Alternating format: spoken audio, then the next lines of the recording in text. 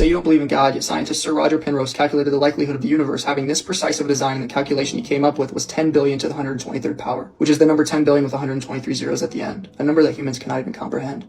You say you don't believe in God, yet atheist scientist Stephen Hawking stated in his book, The Brief History of Time, that at the moment of the Big Bang, if the expansion rate of the universe was different by even 1/100,000th millionth of a percent, that the universe would have collapsed back on itself. You say you don't believe in God, yet your existence alone as a human was a 400 trillion to 1 odd. You say you don't believe in God, yet did you know if one person's DNA was unraveled and placed end to end, it would stretch to Pluto and back? You say it takes too much faith to believe in God, and to that I'll ask you, have you ever seen non-intellectual produce intellectual? Have you ever seen non-life produce life? Have you ever seen a massive explosion or expansion produce design and order? Every explosion I've ever seen has led to mass destruction, not design and order.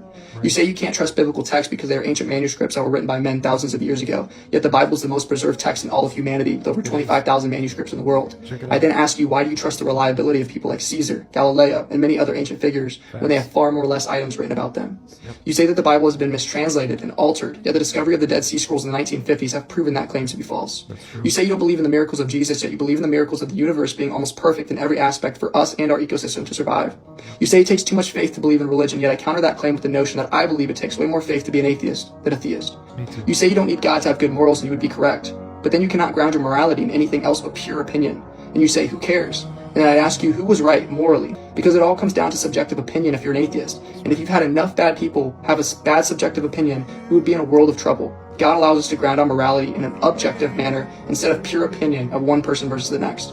You say the Bible isn't reliable, yet see over 2,000 prophecies confirmed from the Old Testament to the New Testament. You say believers are living in a fairy tale, yet the evidence of Christianity is so overwhelming, I would ask you, how can you not believe?